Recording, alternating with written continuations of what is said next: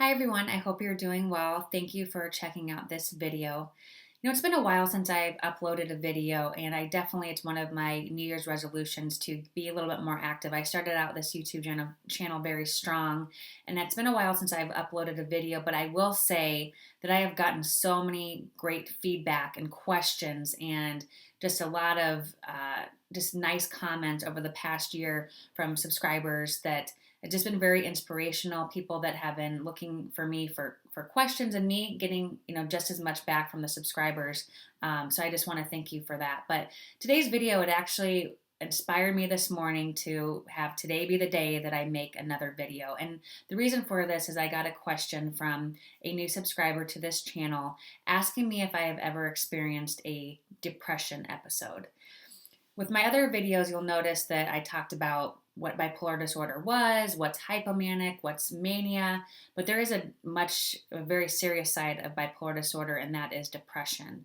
So what I want to do today with this video is I want to talk a little bit about my experience with depression, the signs and symptoms of depression so that you can kind of watch out for yourself, or maybe you came across this video that you're searching for maybe help for a loved one or family member. Third would be ways that I have dealt with depression to try to not let that happen again.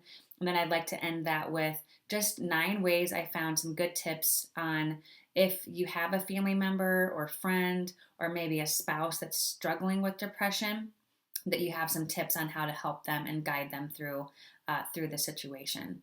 So I've had basically one major depression episode.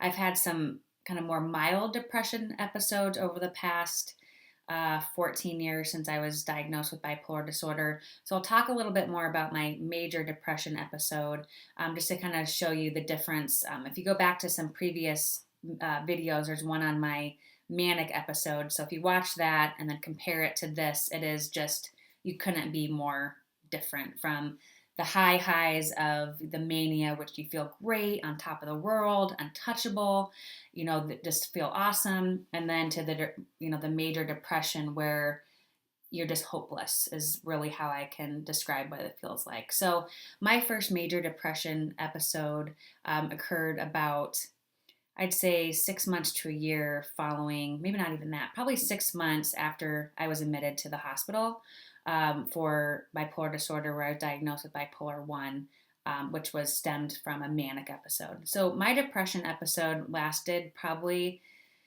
about 3 to 6 months. And really what happened was I just, I was depressed. And that means I had lost hope. I went from being very social and outgoing to I'd seclude myself. I would not be interested in any activities. All I wanted to do was sleep. All I wanted to do was eat. I was binge eating. I gained a lot of weight.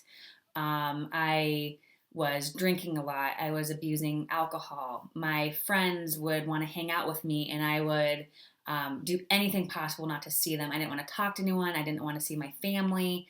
I basically just went from total opposite of me, the typical likes to go out and was interested in school, to hated school, didn't want to work, and would find any excuse to get out of everything. I remember a couple times where I knew it was bad. I was in college, a sophomore in college, and I had a break, about an hour break in between classes, and I was just trying to get any energy just to continue to go on with the day. So I drove my car during this hour break and went and parked on the side of the road in a park. It's about 1 o'clock in the afternoon. Next thing, before I know it, it was like 9 or 10 o'clock at night, and I had slept in my car for like 8, 9 hours and missed my classes because I was just that depressed.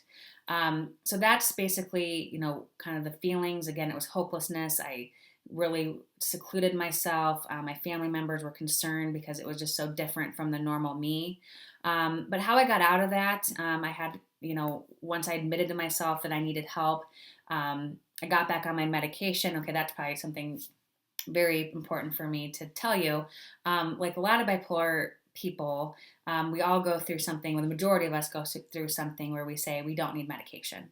And I've done that a time or two, not for the past like 5 or 6 years, but during this time, I was not on my medication. So that I look back, that definitely had something to do with my depression. But I had really good support system. My friends and family really came together and helped me. I started just slowly doing things that made me feel good about myself, like going to the gym. I'd gained a lot of weight, which also didn't help the way that I felt about myself. So I just made small steps, like anything. You just one day at a time is what I told myself. Just let's get out of bed today. Let's go walk on the treadmill for 10 minutes. Let's go have a cup of coffee with a friend. Just little tiny little steps were what I did to help me get out of my depression episode. And since that time, I have not had another major depression like that. I've had little bouts of depression, but now that I know what to look for, like for example, these past few months, I was a little bit depressed, not like that, but I kind of noticed some similar patterns, losing some motivation. I wasn't eating very well, kind of that binge eating. So over the past few months, I've kind of changed that mentality. I'm trying to get to the gym, get good sleep, and then eat healthy, which makes me feel better about myself and is minimizing my chance of falling into depression. And I'm on medication. So I've been stable on medication for those of you that are just kind of learning about my history, probably the past 6 years, which has really been helpful for me. So that's just a little bit about my story. What I want to do now is just talk a little bit on what the symptoms are of depression, most of which I just described to you. But for a episode of depression, it usually involves 5 or more of the following symptoms nearly every day for 2 weeks or longer. So feeling sad or blue, so obviously depression, you're going to feel sad, blue, loss of energy, that definitely impacted me. Feelings of guilt, hopelessness, or worthlessness. Again, that's for me, I just had lost hope, had no desire to do anything. Loss of interest or enjoyment from things that were once pleasurable. Difficulty concentrating, low energy, feeling physically or mentally sluggish or restless and agitated, increased need for sleep or inability to sleep, insomnia. For me, I needed sleep. I would come home from school, I remember this, and I lived with my dad at the time, and I would just go in the basement in the dark and just like sleep all night.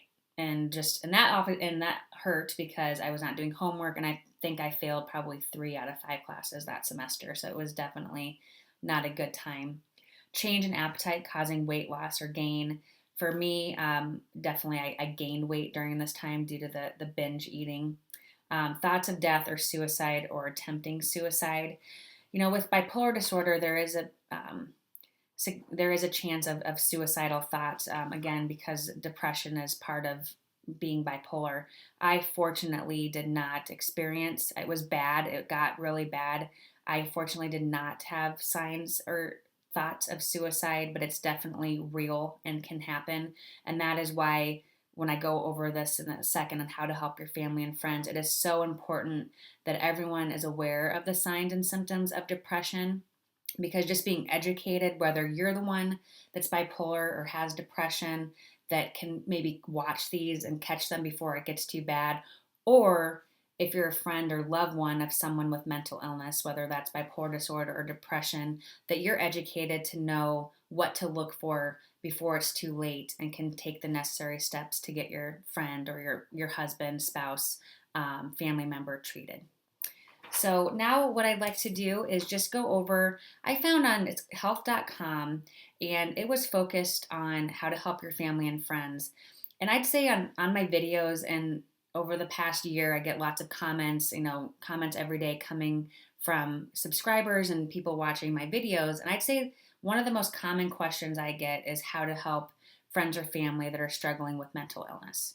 And I'd say that is something that is really neat that I'm getting those comments, because that just shows that there are so many people out there that really are trying to learn about mental illness and do what it takes to help not only themselves become educated, but help their loved ones be on the road to having good mental stability.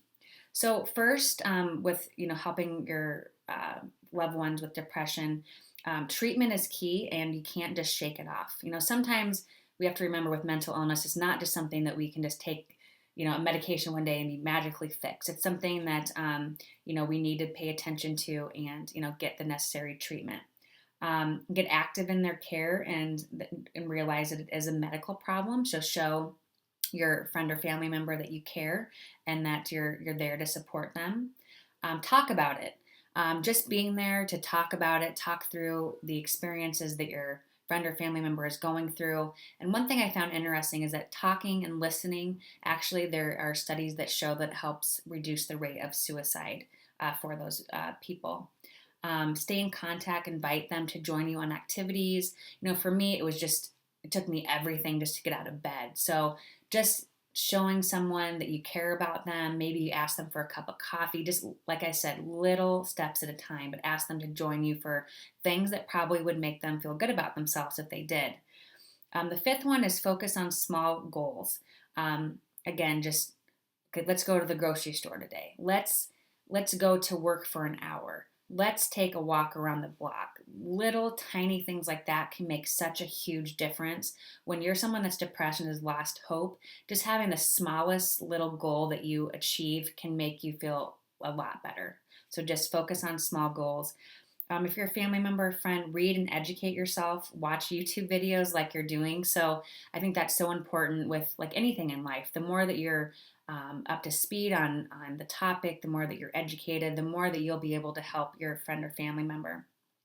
You can help them find local support services. So maybe you can help them find a local support group. NAMI, the National Association of Mental Health, is a great resource. You can look for local support groups within your area. Encourage them to visit doctors or see if medication is necessary. So I think that's also one other thing too. A lot of times with mental illness, I get this a lot where like if you're bipolar, you're depressed, you don't always admit that you are. You don't always want to get help and your friends and family members want you to. We can always help our friends and family, but sometimes when it comes to serious issues like depression and mental illness, bipolar disorder, anytime you're dealing with maybe suicidal thoughts, it's always very important to get professional help. We can only do so much for our friends and family members.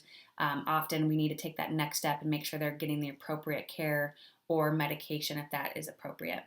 And then 9, the last one is just pay attention and be ready to help. Just little subtle signs. For me, my husband's very educated on bipolar disorder and depression. So just noticing little signs.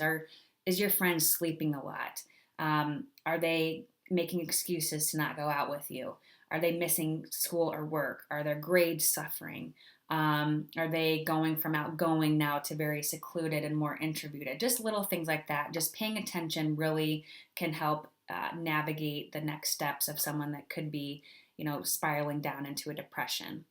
So I hope that was helpful. I hope you learned a little bit more about me and my depression episodes, took away some tips on things that you can do to help yourself get out of the depression. And then third, how to help your friends and family or anyone that you know that could be struggling with depression. I hope that you took that and can definitely use them in your own lives. So thanks again for stopping by my blog. If you guys have any questions, comments, feedback, feel free to post them in the comment section. And again, if you have any ideas for upcoming video topics, I'm definitely going to try to make videos on a more frequent basis. So I would love to hear from you.